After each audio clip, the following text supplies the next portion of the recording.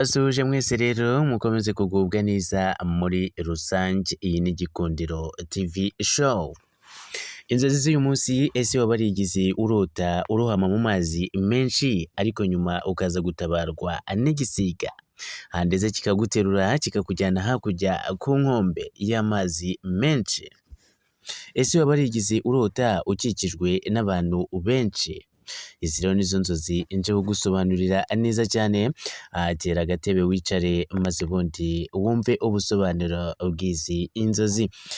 Mu gihe inzozi kandi zisohoye ziteye ubwoba, ibi ngibi uba ugomba kuzisengera ugatakambira umwuka wera, maze ubundi izo nzozi akazigezayo mu gihe kandi wabonye izo nzozi ari mbi cyane.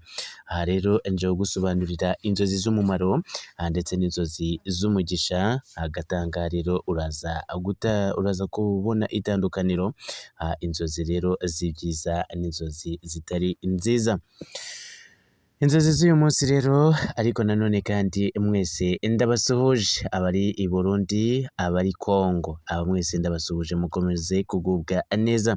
Abari muri United Kingdom, United States, aho hose mwese ndizera yuko amajwi yacu abageraho gatanu uku kandi ndetse n'abari za Oceania, aho za Asia, aho za Philippines, aho za United Kingdom, aho rero za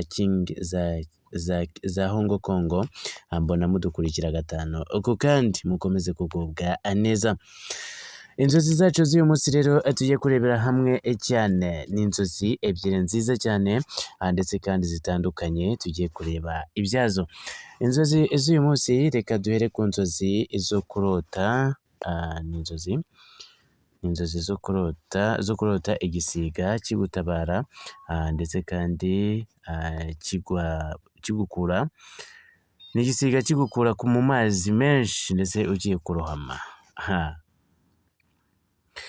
ngaha rero ni inzozi zikomeye cyane. Aha ngaha ngo kurohama ndetse ngo kurota urohama mu mazi menshi cyane, akenshi ndetse bigaragaza ibibazo ndetse n'imihangayiko ngo cyangwa se ibintu bikuremereye mu buzima. Aha rero murumva yuko rero abantu benshi cyane bagenda barohama akenshi ni ibibazo biba byabarenze. Ariko akenshi nanone kandi mu gihe usenga, iyo wiyegereza Imana, uko byagenda kose aricyo Imana ikora. Aha ngaha ngo kandi ngo cyangwa se ibintu bikuremereye mu buzima. Aha ngaha ngo bishobora kuba ibitekerezo byinshi ngo ndetse kandi ibibazo by'imari, amasomo, akazi ngo cyangwa se amarangamutima. Mwumve namwe rwose ibintu bishobora kuba byatuma umuntu arohama we. Ngo ni ibibazo ndetse ngo amasomo, ngo akazi, ngo cyangwa se amarangamutima. Hagati aha ngaha ibaze kweri amarangamutima atumye urohama mu mazi magari, cyangwa se ukarohama aho ugiye kujya ntuzagaruke. Ibi rero ni ibibazo uba ukwiye gusengera ndetse mu gihe wabirose kandi rimwe na rimwe uba ukwiye kugenda ubisengera, ugahamagara Imana rwose ndetse ukayibwira igakuraho ibyo bibazo byatuma wiyahura. Aha nanone kandi icyo bisobanuye nanone ngo kuba igisiga cyaza kikaguterura ndetse kikagukura muri ayo mazi, aha ngaha bivuze ko ari ugutabarwa ndetse ngo bisobanura ko utazabura ndetse umuti cyangwa se ubufasha, hari igisubizo kigiye kuboneka ngo cyangwa se ikintu kigiye kugufasha gusohoka muri ibyo bibazo. Aha rero murumva yuko rero ari ibintu biba bikomeye cyane. Gusa ariko nanone kandi ngo igisiga kikaguterura, aha ngaha igisiga gikunze gufatwa ndetse nk'ikimenyetso cy'imbaraga. Aha ngaha ubuyobozi cyangwa uburinzi bukomeye bishobora gusobanura ubufasha ndetse ngo buvuye ku muntu ufite ijambo ngo cyangwa se ubufasha bw'Imana ku bantu ndetse ngo babyemera. Aha rero murumva yuko rero igisiga rero ni intumwa ikomeye cyane. Kera ngo yajyaga ituruka ibwami nk'uko mu mateka byagiye byandikwa kenshi cyane. Inuma cyangwa se igisiga akenshi na kenshi bikunze kuba intumwa ndetse z'abantu bakomeye cyane cyangwa se zikaba intumwa ziturutse ku Mana. Ibi byose rero bigenda bigaragara cyane ariko nanone kandi ibi byose rero bikaba bigiye bifite icyo bigiye bisobanuye. Aha nanone ngo kandi kugushyira hakurya y'inkombe y'amazi. Ibi bivuze kurenga ikibazo ndetse ngo gutangira icyiciro gishya n'amahoro n'umutekano nyuma y'ingorane. Aha muri make rero biba bisobanuye gutabarwa cyane ndetse mu mbaraga zikomeye cyane kuko Imana iba yagize icyo ikora ndetse icishije mu ntumwa yayo. Mu gihe kandi igisiga cyaguteruye kikuvanye mu mazi menshi cyane kikakujyana hakurya ku nkombe y'amazi. Bantu banjye rero nuko biba bimeze mu kurota ugwa mu mazi menshi ariko nyuma ugatabarwa n'igisiga. Aha nanone kandi mu magambo make cyane izi nzozi zishobora kuvuga ko hari ikibazo kiri kukuremereza ariko uzagifashwamo ukagitsinda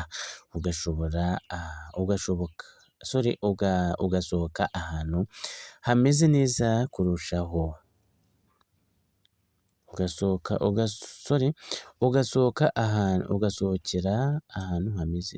Ukajya ahantu hameze neza ndetse kurushaho.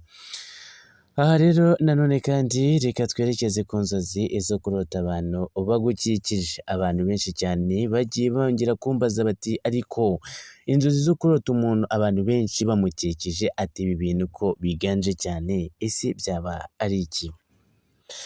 Nyamuneka rero mu gihe kandi warose abantu benshi bagukikije, ibi ntabwo ari ibintu byiza cyane ariko ku rundi ruhande nanone hari igihe harimo ibintu byiza. Akenshi na kenshi rero kurota abantu benshi bagukikije, ibi ngibi bifatwa nk'ubugwari, akenshi nanone kandi bigafatwa nanone nk'aho ufite impano ndetse wakagombye kugaragaza iba ikwijemo. Aha rero nk'urugero ushobora kuba ufite impano y'ubuhanuzi ariko nanone kandi kugira ngo isohore muri wowe ukagenda uyihisha. Ibi byose rero bishobora gutuma abantu benshi cyane bagukikiza ariko nanone kandi bigatuma nanone abantu benshi bashobora kugukwena mu gihe kandi ufite ubugwari bwo kuba ndetse wakora ikintu runaka cyangwa se bwo kuba wenda ndetse wakumva ko ibintu byinshi bidashoboka kandi wowe ubishoboye muri wowe.